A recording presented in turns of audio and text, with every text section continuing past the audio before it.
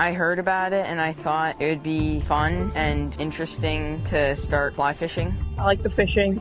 It's great atmosphere and you learn a lot. I was just expecting, they'd just hand us a rod and let us go fishing, but it ended up being a lot more. As I progress through this camp, I'm finally getting the hang of it. I thought I could learn a lot from this camp. I just really want to learn more about fly fishing. I was thinking it was going to be really fun or really bad, and it turned out to be really fun. It's actually pretty easy. I was expecting good fishing, which it's definitely provided, and good learning experience, which definitely has as well. In the beginning, I wasn't very good. I didn't know how to cast, but I have learned a lot about flies and what type of flies to use and how to cast. I think I had more of a fun time this year than last year though, because I actually had more of an idea of what I was doing. I had a really good experience last year. It's like a one-on-one experience with the student and the counselor, and you can really learn a lot from this, and you have a good time doing it. Welcome to the trout camp. Let's go learn how to fly fish. Without these camps in place, without the 300 or 400 teenagers going to these camps every year, Trout Unlimited we wouldn't get Trout Unlimited in front of nearly as many young people as we do. The demographic of Trout Unlimited is such that we really need more and more young people to step up in the leadership roles. We need them to help us. The time is so important right now to do conservation work. It never has been more important, with our streams needing more and more protection, with native fish populations being more and more threatened by development, climate change. So really, these camps are a huge introduction for teenagers to Trout Unlimited. And then through our Teen Summit and our college program, we hope that introduction then builds, and then regionally they can become leaders for TU when they go home. Quimbys has been around since 1894. It's really Vermont's only sporting lodge, and it's a great location. We're tucked up in the Northeast Kingdom, just 3 miles from the Canadian border, and just a few more miles than that from the Connecticut River, which is just an incredible fishery. So this is a great location to come up and do anything you'd like to do in the outdoors, hiking, biking, swimming, obviously fishing, bird hunting in the fall. It's just a great spot to come up and use as a base camp area to explore this part of the state. And we've been lucky enough to host Vermont's Trout Camp for the 3rd year in a row. And it's great for us to host that because it really connects us back to the history where Quimbys started, which was originally a sporting lodge and a fishing destination for people all over New England. So the kids get to come up here and be part of that history, and we're really happy to have them here. We're really, hoping that people will, you will carry on this tradition, of fly fishing. It goes back as far as the age of Confucius. There's a knot that everybody ties that fishes, and I personally don't use it because I think it kinks the line a little bit, but you got to know how to do it. It's called the improved clinch knot. If you ever want to get your Boy Scout badge, you probably have to know this knot. It's incredibly easy to tie. You just take your fly, turn it, and you have a loop in front of the eye. So that's the clinch knot, and you make it improved by putting it through the loop that you just formed the other time, and then you tighten it up. Very hard. Just learning all the different kind of knots and trying to get all those tiny little knots and loops and holes. It's challenging. Yeah. The basic cast, the forward cast, is hurry up and stop, hurry up and stop. It was hard at first, but then after 15, 20 minutes, you kind of get the swing of it, and then you just need to keep on relearning, and if you have something wrong with it, you just need to fix it, but it's hard. And once you're comfortable with just the basic forward cast, which is a lot like driving a nail with a hammer. This is actually my first year actually fly fishing. I've had a rod, but I didn't really know how, and it was too hard, or I just didn't like it at first. They were just telling us how to cast and teach people that didn't know how to cast. It was really beneficial because I used to fly fish like this, but now you're supposed to be closer, so then I got better at that.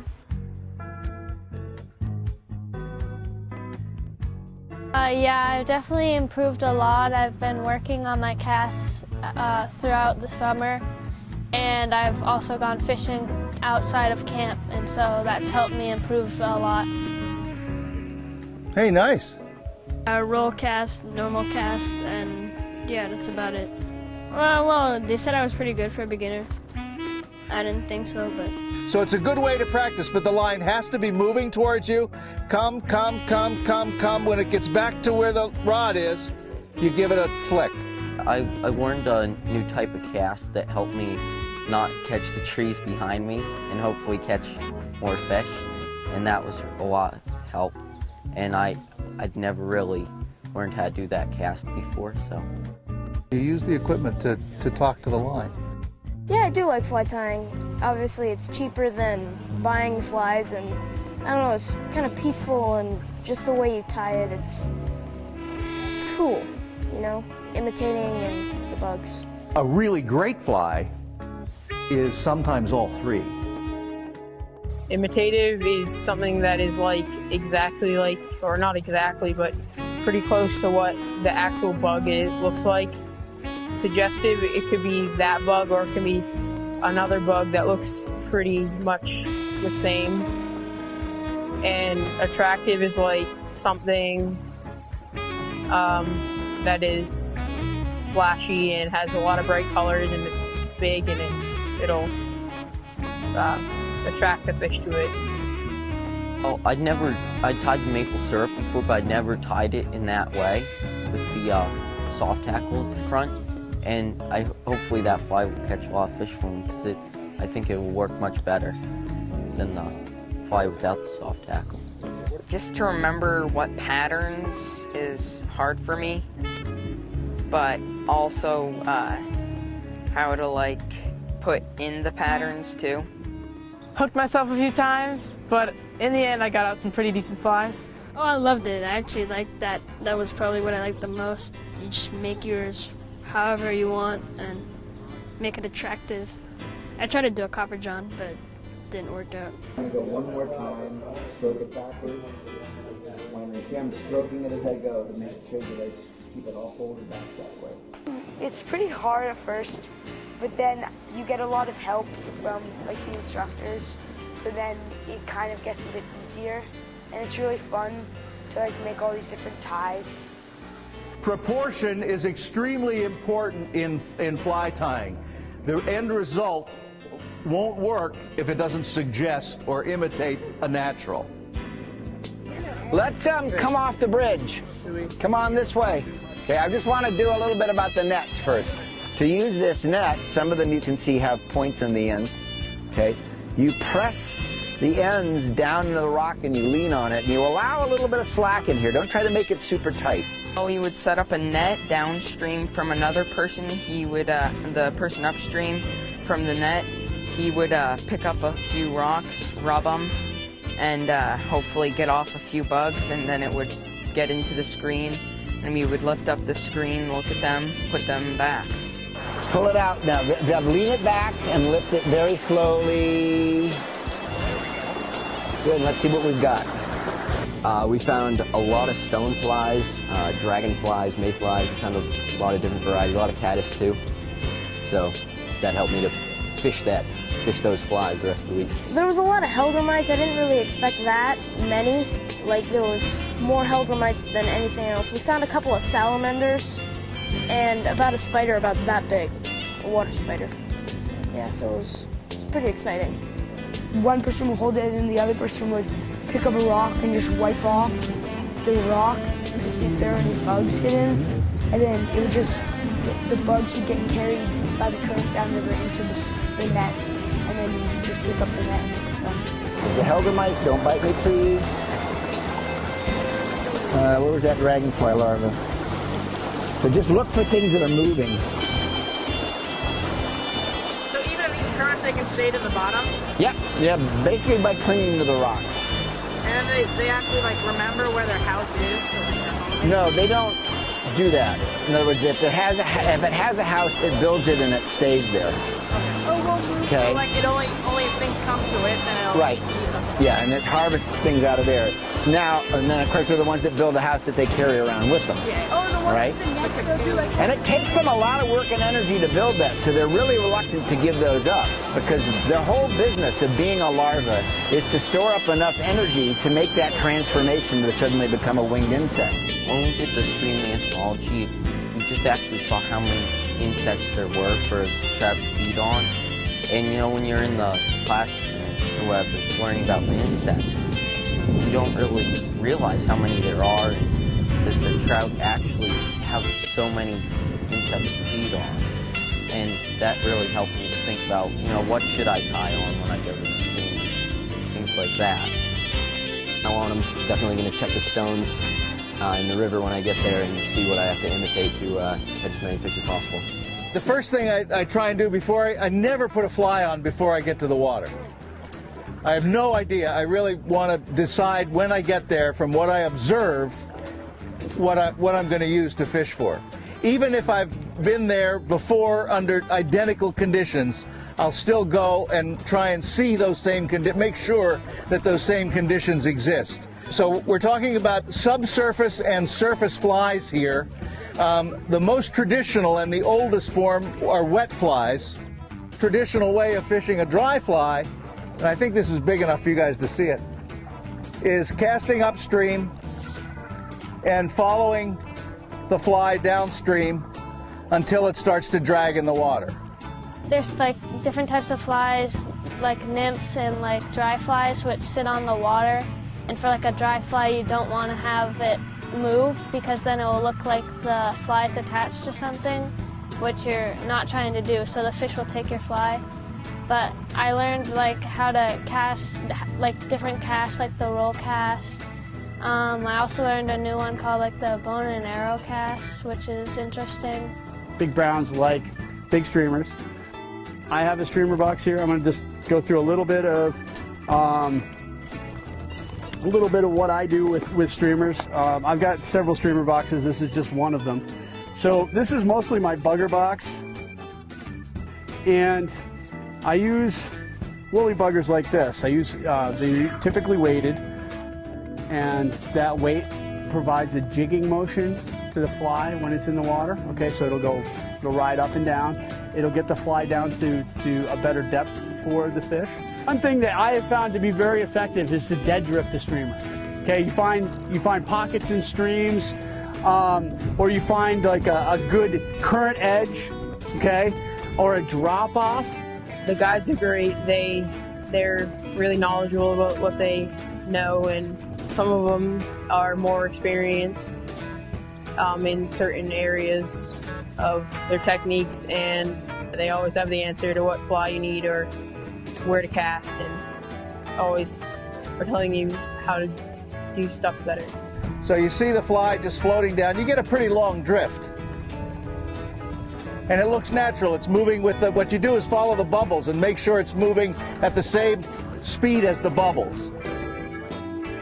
They're really great and really experienced, and all of their experiences helps me grow in my progress. On a brook like this, or on rivers, we wade the stream and we might use a backpack, or we've got some other gear. But so this is what I'm just gonna, we're just gonna do a demonstration of the backpack electrofishing in streams today. So this is the backpack unit. The electrofishing was actually kind of cool. We had a game warden come out, and he had 2 bits of metal and what they call like a backpack. This runs on a battery. That's just a 12-volt battery. This is our control unit. It had like a little 12-volt battery is what I think he said. And he had a tail in the back and kind of like a loop kind of thing in the front to connect the circuit. This is the cathode, and this is the anode. And they basically complete the circuit. I'll have this out in front of me upstream. What he would do is the fish would get like stunned, and they'd kind of like turn over and roll towards the front of by the loop, and we would just kind of scoop up the fish and put them in this bucket. There, you got something right in front of you. Yep, good. Those are models.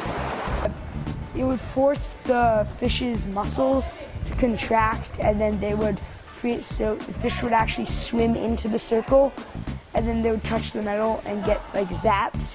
And then people behind him would just pick them up with nets and then put them in a big tub where we could like document them. This was pretty cool. We got all 3 species that we might expect. What's that one? Rainbow. Yep. And how do you know that? The pink line. Yeah. Yeah, that's pretty much first thing I saw. If you guys want, we can cut one of these fish open and look on the inside. Should we take a vote which fish we want to kill? I think the rainbow won. He dissected a rainbow trout, which had like actual like beetles that weren't really supposed to be in the water, and it was actually pretty cool since we saw a lot of stuff. Because it was such a smaller trout, I didn't expect to see like a big sculpin in it. I never dissected a wild fish before. Seen a wild fish dissected. I dissected a hatchery fish, so I didn't really see what it was eating and things like that. So that was really interesting. We got to see what was in its stomach and what it was actually eating, so just another way to learn how to catch more fish. Just peering into it and seeing what it was eating that day. I have cleaned a fish before, but I've never really opened up its stomach. I was absolutely surprised to find rocks in there. There, do you see that little thing there? Yeah. Do you know what that is? Mayfly? Yeah, that's a mayfly, yeah. I guess we'll probably just return it to the stream because something will eat it. Olivier wanted to eat it. Oh, yeah? He wanted some sushi. Essentially, trout streams are made up of pools, runs, and riffles. Usually in a riffle, there's what we call pocket water, where there's a rock. There'll be a pocket of water that's still behind it and still in front of it. And the fish usually lay on either side of that. So looking down here, we see a pool, a long, deep pool, and then it tails out, the pool tails out and turns into a riffle. My guess is that this whole area here is pretty good. This is very soft here. I've waded out a little ways and lost my sandals. So be very careful if you go out this way. Be prepared to, you have to use your stick to get your feet free.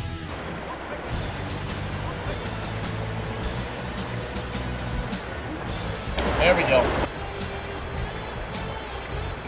Oh, Connecticut's my favorite river. It's my dad's too. It's such a cool river. It's so diverse. Last year, the fishing was a little easier because we were able to find where the stock trout were schooling up, and that definitely makes it a lot easier. But this year, we just haven't found that school yet, so I don't know. I think it's just a matter of time. I caught a really nice brook trout with Sean and on a woolly bugger.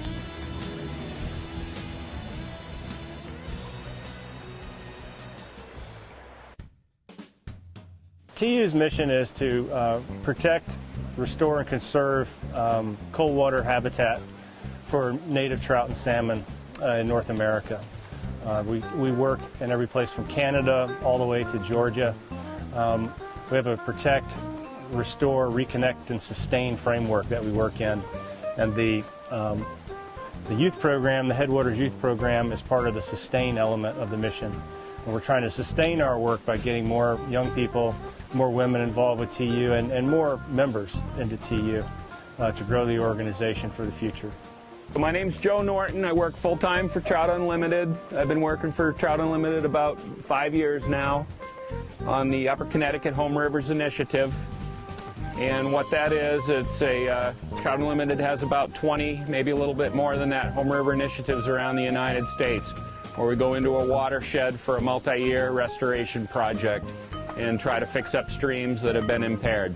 This is the east branch of the Nullhegan. We're in the upper end, up towards the headwaters right now, so it's a fairly small stream right here. And the reason we're working in these streams is largely due to the effects that historic logging did to the stream over the years. They weren't thinking a lot about conservation and the environment. The river hasn't healed itself. Well, the log jams were to create fish habitat because earlier in history, loggers would completely clear out the streams and the forests, creating no habitat for trout. So how do we go about it? Okay, so we knew we were going to start right here at the culvert. We knew we were going to work our way down. There's an old dam site down here, and there's an old pond. We went to a stream where people were working to create habitat for the fish, which would include like cutting down trees to clog up like brush and stuff to like create homes or for where fish to hide. This helps flash floodiness.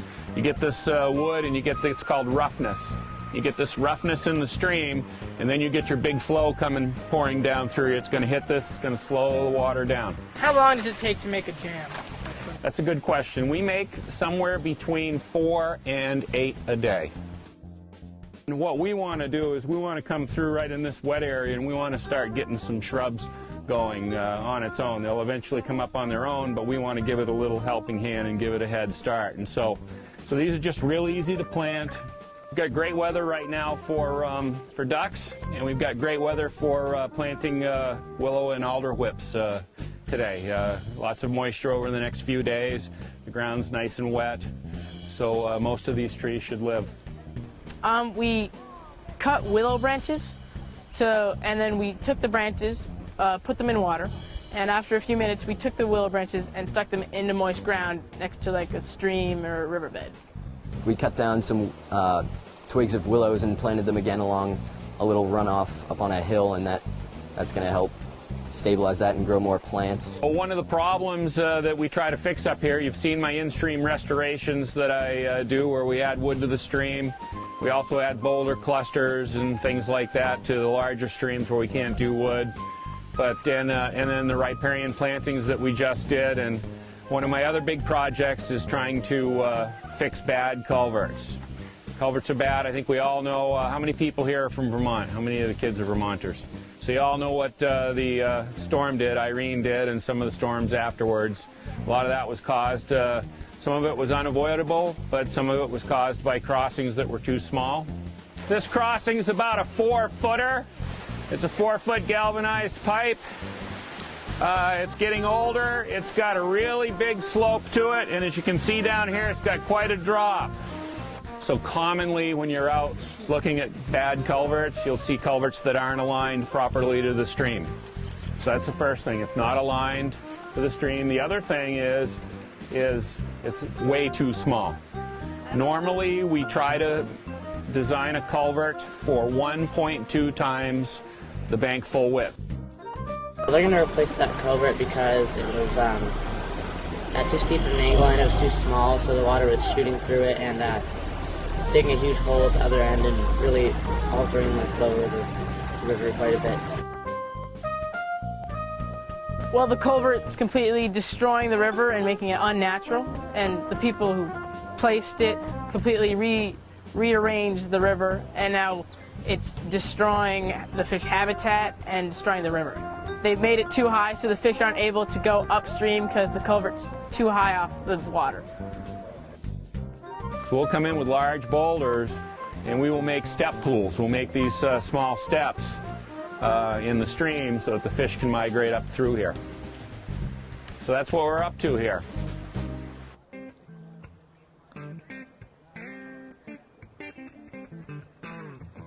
I think my favorite moment was just catching my first fish at camp because last year I only caught one fish towards the end of camp, and catching more fish this year was a lot more fun. I've done great, personally. I got hits and catch a few fish. I really just like hanging around these people who enjoy the same things as me, like the fly fishing, the fly tying. It's really awesome. I love learning about this. It's incredible. I'm fishing with Drew right now, and he's a guide, and he's great. He's taught me a lot of stuff already just tonight, and I've been fishing with Clark too. He's great. They both taught me a lot about nymphing, which I wanted to learn a lot about, and I've improved a ton here. I now know what flies I need to tie and what I need to use, and the guides have helped me put that to use and learn how to actually fish them. So hopefully I can have a lot more success. I loved it. Yeah, it's a really good camp. I'm really glad I came.